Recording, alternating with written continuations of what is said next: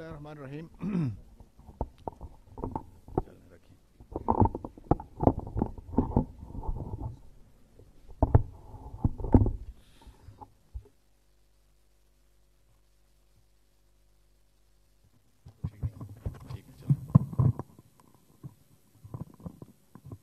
Bismillahirrahmanirrahim. Ladies and gentlemen, मैं जो transforming governance का जो स्टेप्स हैं जो उसको शेयर करने से पहले I as head of the election management cell would like to welcome you and thank you for joining us here today. मैं आपको अश्योर करता हूं कि ये पहला और आखिरी इवेंट नहीं होगा, इसके बाद भी इंशाल्लाह हम आपके साथ इंगेज रहेंगे और इन पॉलिसीज़ पे आपके साथ डिस्कशन जारी रखेंगे. And now I'd like to introduce our 5 priorities that we have set for ourselves to transform governance. And we'll also tell you how we will position ourselves to achieve our ambition. Each priority is equally important for us, and we will work simultaneously on all of them within the first 100 days. हमारी जो पहली तरजीह है वो accountability. We will begin by extending full support to NAB to pursue all major corruption scandals regardless of any political affiliation. Not only NAB, but we will also strengthen other accountability and investigation bodies, initially starting with the Auditor General Office, the Public Accounts Committee, the Provincial Anti-Corruption Establishments, and the FIA. As an immediate action for the first 100 days, we will set up a special task force that will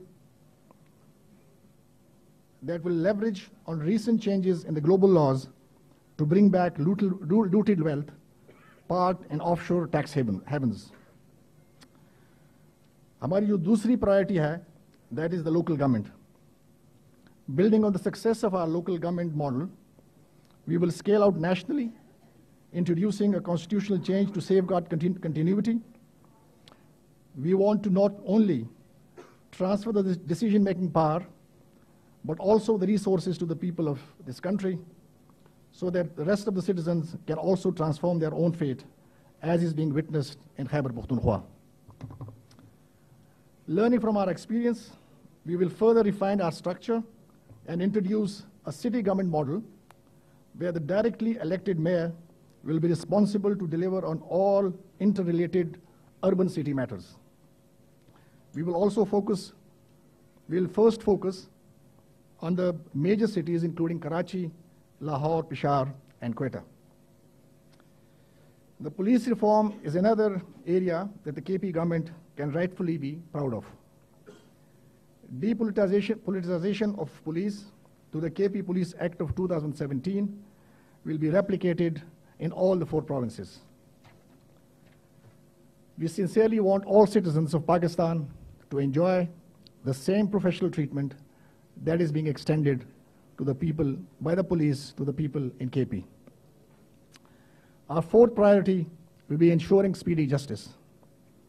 The government of KPK, together with the High Court, is leading reforms in the Code of Civil Procedure, ensuring speedy justice through disposing of civil court cases within a time frame of 1 year.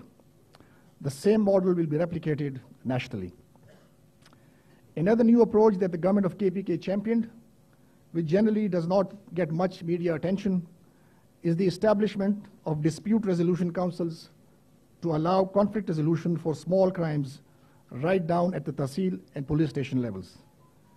In 2017 alone, these DRCs, headed by retired judges, community leaders, teachers, and other professionals, have resolved over 10,000 cases, providing not only speedy but free justice to the people of KP.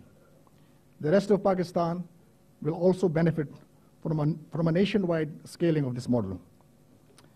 In addition to setting new models of providing speedy justice, We are all aware of the hundreds of and thousands of cases that are pending in different courts across Pakistan.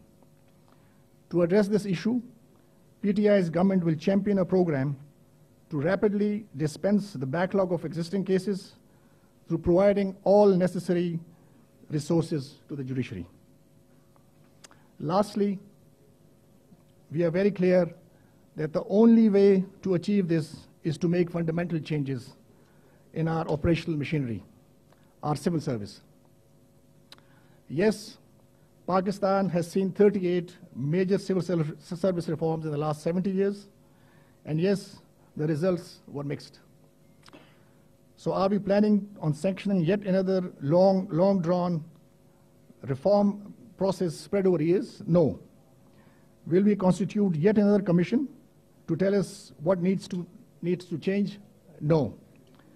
I stand here to commit to you the following: assignment of the right officer to the right job without any political consideration, tenure protection of officers, internal accountability, along with a performance audit and a review of the compensation package. We will also consider other changes, in particular, lateral entry into the service of capable individuals and compulsory retirement after 2 super sessions through a transparent mechanism. Within the first 100 days, we will initiate work on this, and within 6 months of forming the government, we will deliver a blueprint that will detail how we will operationalize these changes. Thank you, and I look forward to the questions in the panel discussion. Thank you.